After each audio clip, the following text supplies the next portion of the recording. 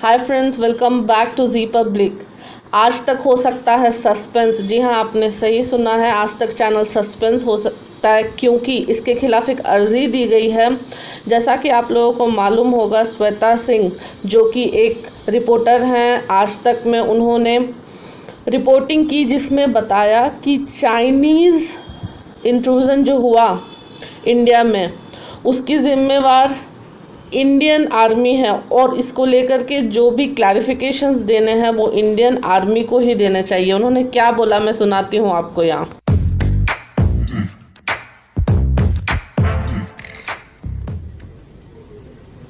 बिल्कुल सारी राजनीतिक पार्टियों को ये समझना होगा कि ये कोई ऐसी घटना नहीं है जो होकर खत्म हो गई है और उसके बाद आप सवाल जवाब कर रहे हैं। दो तीन चीजें इसमें हैं कि सबसे पहले अगर आप पहले दिन से उन सवालों को हम उसका विश्लेषण करें रोहित, तो उसमें ये सवाल उठाना कि चीनी सेना हमारे जमीन पर आ गई और हम सोते रहे, ये सरकार पर सवाल नहीं होता है, ये सेना पर ही सवाल होता है। क्योंकि पेट्रोलिंग की ड्यूटी सरकार की नहीं होती है, सेना की होती है। और हमारे देश में सेना की कोई इतनी आजादी है, हमारे अर्धसैनिक बलों को भी आजादी है कि वो जो पेट्रोलिंग ड्यूटी कर रहे हैं उसके लिए किसी पॉलिटिकल मास्टर से अपने कमांड नहीं लेते हैं। अगर आईटीबीपी के हटने के बाद वहां पर भारतीय सेना भी पहुंची और आप कहते हैं कि चीन ने हड़प ली हमारी जमीन, तो ये फिर सेना के ऊपर सवाल हो जाता है। और इस समय ये एक बहुत संवेदनशील समय है। जो लोग इस समय उस यूनिट के वहां पर मौजूद हैं वही जानते हैं कि एक हो सकता है युद्ध हो जाए की स्थिति कैसी होती है। जिन लोगों को अपने हाथों में हथियार थामना है वही लोग जानते हैं। इसीलिए इस समय भी जो सवाल हैं, जो हमारे सैनिक हैं वो तो उबल रहे हैं। एक सीओ का कोई इस तरीके से उसका जाना चीनी सैनिकों के हाथ पे, ये किसी को मंजूर नहीं होगा, कभी भी मंजूर नहीं होगा। लेकिन मुझे लगता है कि राजनीति को थोड़ी देर के लिए एक कॉमा लगाना चाहिए, एक अर्धविराम कम से कम लगाना चाहिए। और जब ये मामला निपट जाए तो आपको जितने सवाल पूछने हैं पूछिए।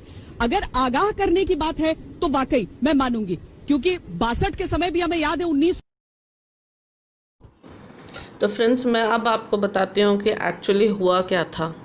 जो फेस ऑफ हुआ इंडिया और चाइना के बीच में लाइन ऑफ एक्चुअल कंट्रोल पे, उसको लेकर के श्वेता सिंह ने ऐसा कहा कि जो कुछ भी हुआ है वो इंडियन आर्मी की जवाबदारी होती है और इंडियन आर्मी को ही इसका जवाब देना चाहिए। इसको लेकर के एक लीगल नोटिस भेज दिया गया है आज तक को और श्वेता सिंह को, क्योंकि यहाँ पे ब्लेम गेम खेला गया था और फारूक खान ने इस चीज़ को लेकर के लीगल नोटिस भेजा है।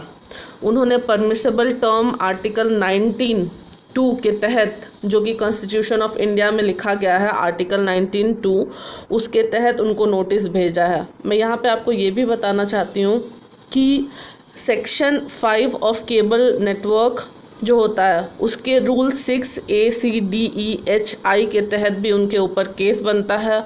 और हमें अब देखना ये है कि इस चीज़ को कैसे लड़ते हैं न्यूज़ वाले, क्योंकि ये काफ़ी गंभीर आरोप है और ये पहली बार नहीं है कि श्वेता सिंह के ऊपर कुछ इस तरह का आरोप लगाया गया हो। अगर आपको ये न्यूज़ पसंद आई हो तो हमारे चैनल को सब्सक्राइब कर लें और वीडियो को लाइक कर दें। Thank you.